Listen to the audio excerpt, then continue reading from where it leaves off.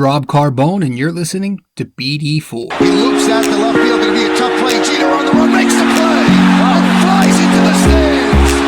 Oh, what a play by Derek Jeter! There it goes, deep to left, really deep. See ya! Oh my goodness, what a shot by Aaron Judge! Way back left field. You gotta be kidding me! Goodbye, home run! I swear to the Lord, you gotta put four fingers up. Torres comes to the plate. A home run by Derek Jeter! Oh, what a ball game! A game-winning walk-off home run by Derek Jeter! He is Mr. November! This one by Mattingly. Oh, hang on to the roof. Goodbye, home run! That is high, that is far, that is gone. A tremendous home run to the back end of the grandstand in left field. The Sanchino. Oh, that Gary is scary. Ball game over. Yankees win. No! Yankees win. Friday the 13th, 2020. Could there be a worse date in human history? And it's raining. It's raining too. It is raining, and it's Friday the 13th, 2020. Hope everybody's doing well. I'm your host, Rob Carbone. Another episode of BD4, where there's no better way to get your Yankees and Knicks analysis. Yes, 178. Episode 178 of the podcast. It's still pretty quiet on the Yankee front. The Knicks front, obviously, we have to wait until the draft. There's not much to talk about, so we'll have an episode next Wednesday night. But as for the Yankees, it's pretty quiet on their front. But there are a few things to discuss, and I was watching the American League and National League MVP announcements last night. Usually, I still don't really care about those awards. I never really have. Over the years, especially, though, it's kind of just, become something I've cared about less and less. I'm going to sound like an old, disgruntled boomer type of baseball fan here, but I just don't care for regular season meaningless awards, right? The only thing I care about is witnessing my team win a championship, and the only MVP I would care about would be the World Series MVP, right? That's what I give a shit about. Anything else is completely meaningless to me. Don't care. Don't pay attention to it. I'm sure my generation and the generation below me, loves that shit. I'm sure that the whole MVP thing appeases to them, But as for me, I'm an old school guy. I've got an old mentality. I just don't care. I don't care about MVPs. But that said, if I did care, I was watching it. I needed something to do, so I watched it last night. And, it was interesting. DJ LeMahieu actually placed third. I thought at worst LeMahieu should have been second place and just missed out on winning it. And at best, I thought he should have won it. I thought he should have ranged from either winning it or just missing. But he placed third. And Jose Abreu did win it. And got to give credit to Abreu, though. He had a fantastic season. This kid, played all 60 games. Hooray. He had 19, I think, home runs, and he had 60 RBIs and 317 batting average. I think the OPS was in the upper, I don't know if it was in the upper 800s or 900s. I want to say 900s, but, you could have made a case for LeMahieu.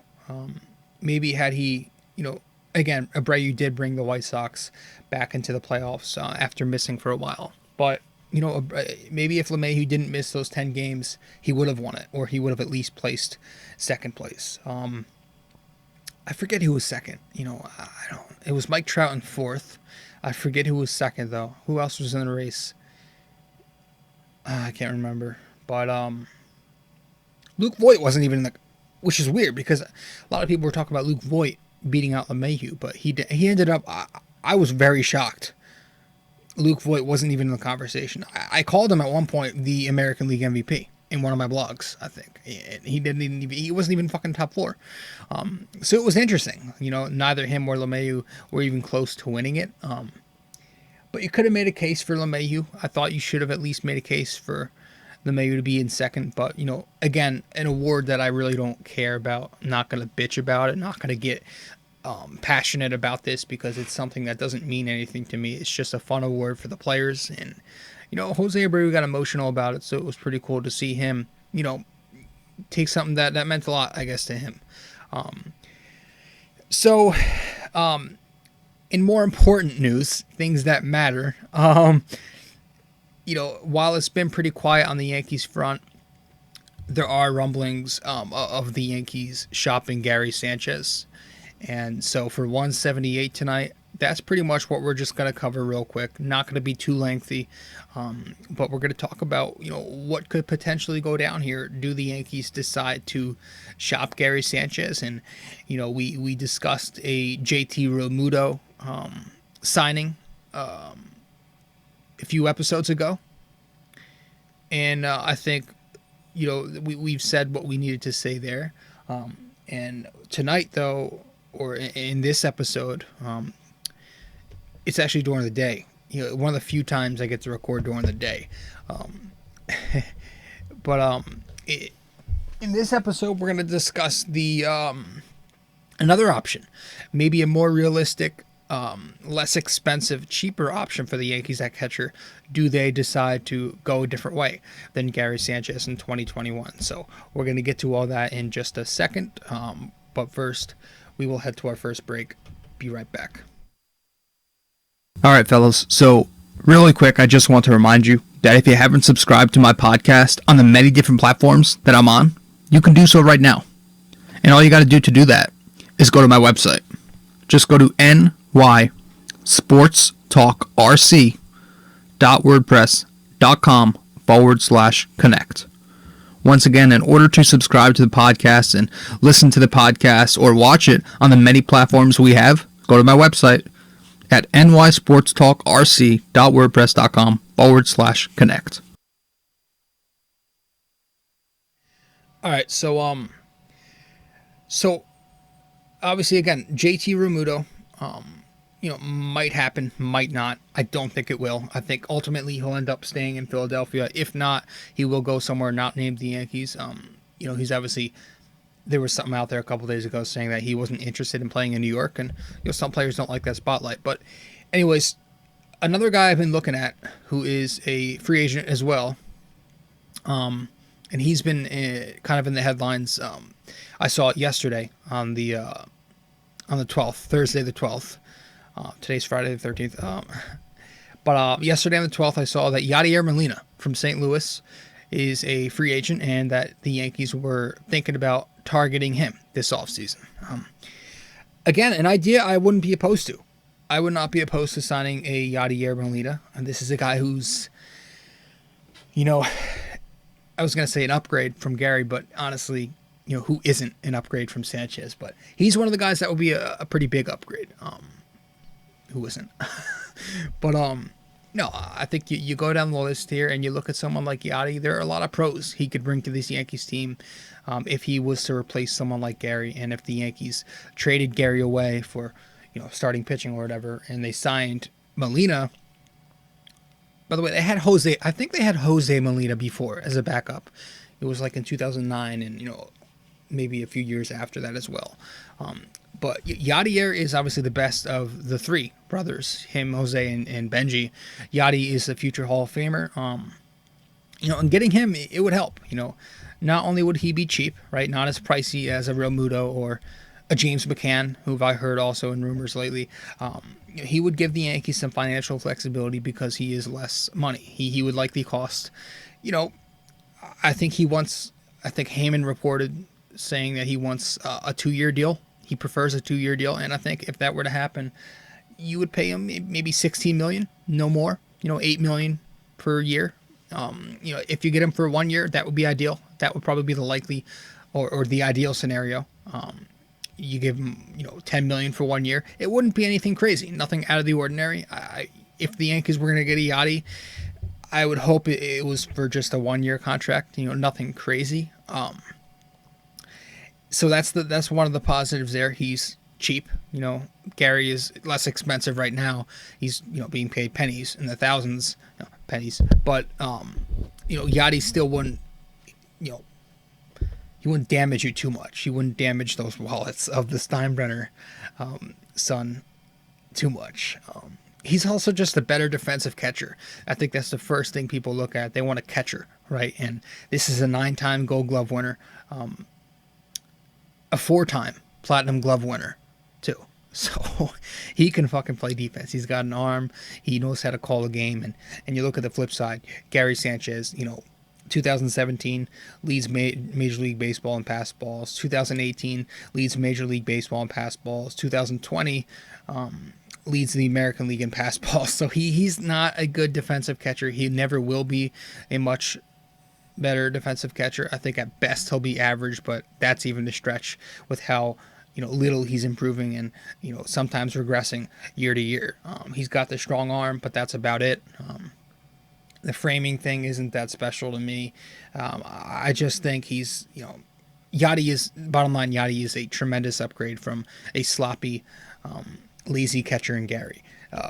Yes, lazy.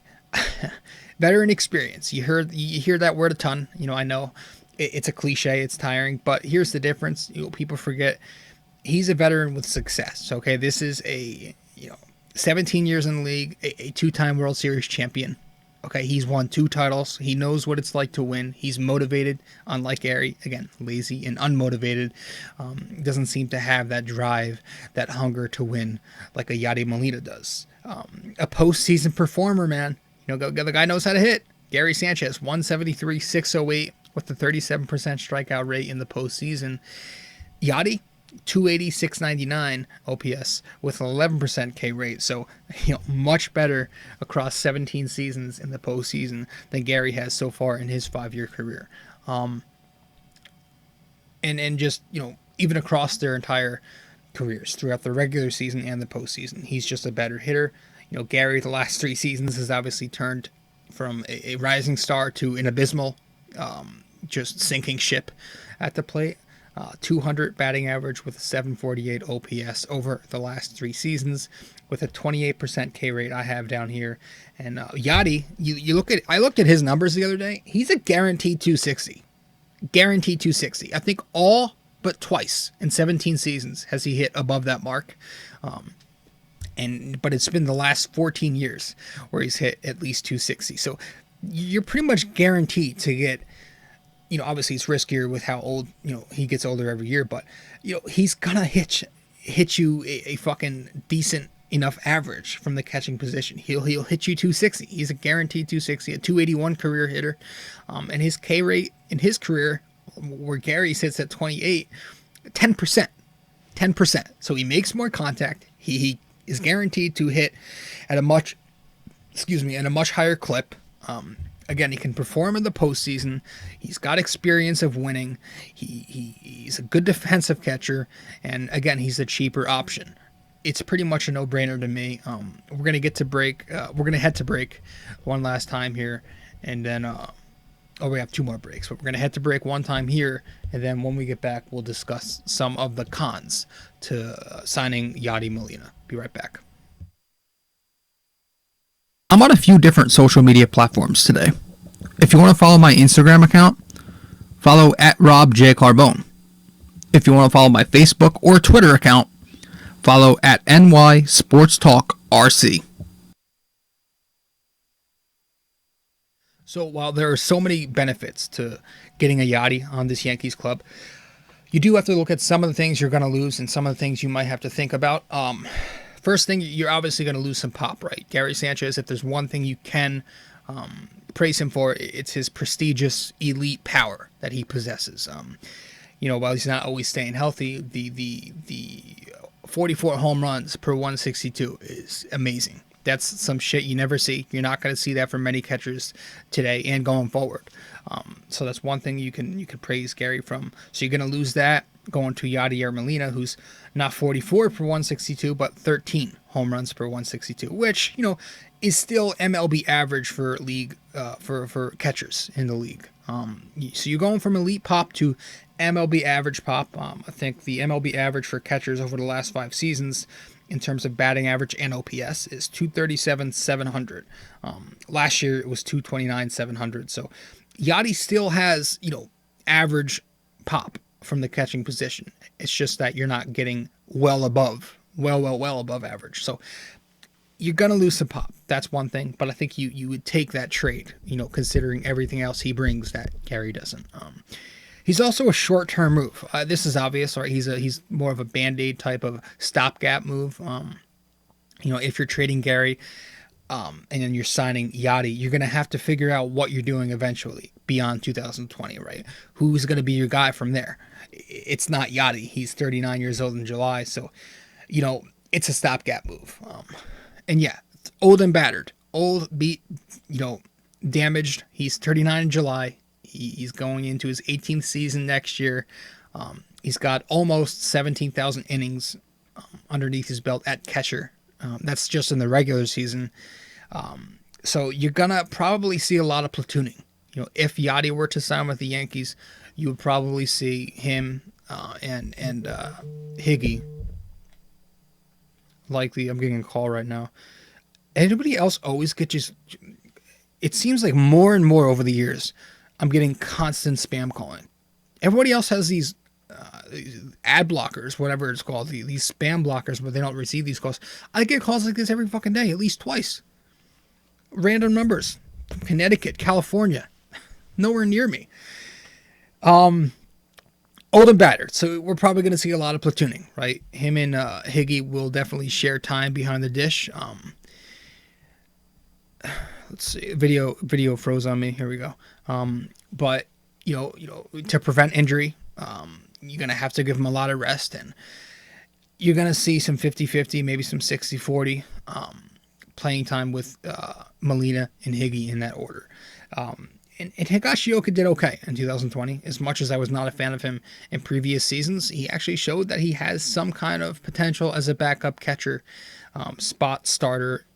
He showed that this past season in 2020, where he hit 250 and had a 771 OPS in the regular season, and in the 5 ALDS games he played in, or 5 postseason games. I think he played one. I don't know. He might have played one in the Indian series, if I can recall. But he was 278, 760 in the postseason in terms of batting average and OPS. So, I wouldn't hate platooning. I think it's, when you're signing Yachty, I think he's going to want a starter role. He's going to want the majority of the starts there, and I think you'll give him that. But, he'll also understand his age, given where he is in his career. He's going to have to take somewhat of a reduced role. So that's that. Honestly, I can't say I know what you're going to get if you trade Gary. I honestly have no idea what he could get you at this point. I'm done guessing. I'm not going to speculate too much. Maybe some starting pitching, some middle-of-the-road starting pitching. Maybe there's a team out there who wants some pop behind the dish, and, they'll think of Gary at his best. When he's at his best, he can hit you 35 homers in a season if he's healthy, and maybe hit you over 260 when he's at his best, but I don't know if that's there anymore. But maybe there's a GM who thinks that, maybe somebody could, want to take him in, and maybe they believe a change in scenery is best. Get him out of New York, maybe a situation where he goes to a smaller market and doesn't have that pressure on him. Maybe somewhere in the National League, if the National League adopts this designated hitter rule, that would make it much easier for the Yankees to find a trade partner, I think, So we're going to see. We're going to see all this.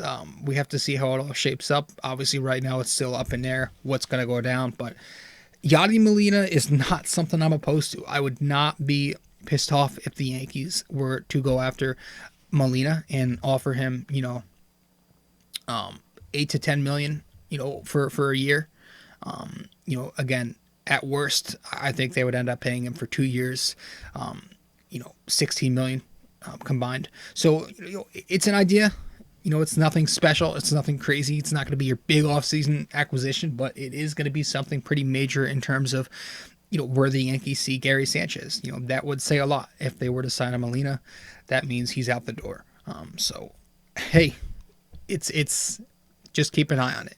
All right, so we're going to hit the break one last time, and when we get back, we'll wrap things up with the NYK question of the day. Be right back. Fellas, so really quick, I just want to remind you that if you haven't subscribed to my podcast on the many different platforms that I'm on, you can do so right now. And all you got to do that is go to my website. Just go to nysportstalkrc.wordpress.com/connect. Once again, in order to subscribe to the podcast and listen to the podcast or watch it on the many platforms we have, go to my website at nysportstalkrc.wordpress.com/connect. Yeah, I want to win a championship, okay? So before we even get into things like, I just want to win a championship. The reason I fucking want Gary gone is because I don't think he's beneficial to this Yankees team as a player. I really don't. There's nothing. I don't hate the guy personally. A lot of people are very passionate when it comes to Gary Sanchez. I don't fucking hate the guy as a human being. I can't stand him as a player. I think he's not a perfect fit for the New York Yankees. But I just want to win a championship. That's all. And you can call me whatever you want. You can call me spoiled. It's funny, speaking of the word spoiled, because that word is thrown around so much, especially at Yankees fans. People need to understand the Yankees are on a different level. Their expectations, at least, right? We aren't in the Mets world. A lot of loser Mets fans with loser mentalities. No offense to my buddies that are Mets fans, but their mentality is to be decent, right? But a championship's mentality, a championship player's mentality, or a fan who wants to see a championship, watching a team that has won so many over the years in history, that's their mentality. Their mentality is going to be they want to win a championship, right? It's a different world. So every team has their own expectation. So just because my expectation is different than yours, it doesn't mean I'm spoiled. 27 World Series championships, but how many have I been alive to witness that I can remember? 09. That's about it. I want to witness a championship, and maybe I am spoiled, but why is that bad? I think in sports, as a fan of a sports team that's been so successful, it's not bad to be spoiled. That's a good thing in sports. I would rather be spoiled. I would rather be called a spoiled little brat than the opposite, than an unmotivated player or fan who doesn't give a shit what his team does. I would rather want my team to do the absolute best 24/7, every single second I watch them. I would rather that, wouldn't you? Who wants to be, whatever the antonym of the word spoiled is, who wants to be that? I take that as a compliment. Really, I do. People call me a spoiled fan. I take that as the ultimate compliment. Okay? I would much rather be called spoiled because I know that means I have a competitive drive in me. That means I want to win. I don't want to go on too much of a rant here, but that's one thing I always found interesting. All right, let's get to the question of the day.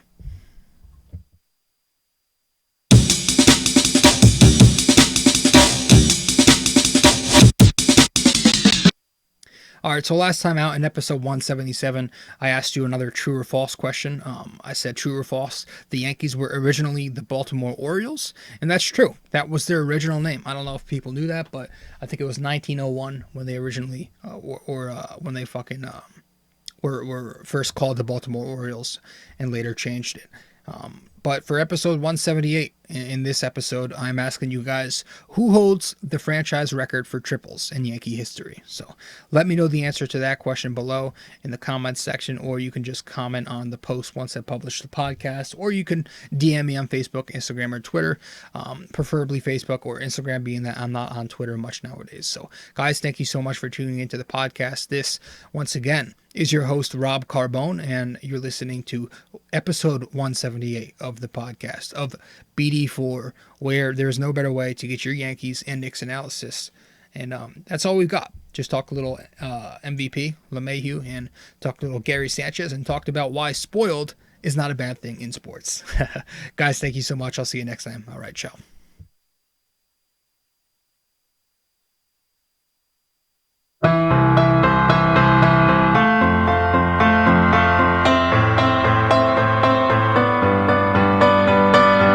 This podcast is sponsored by Anchor.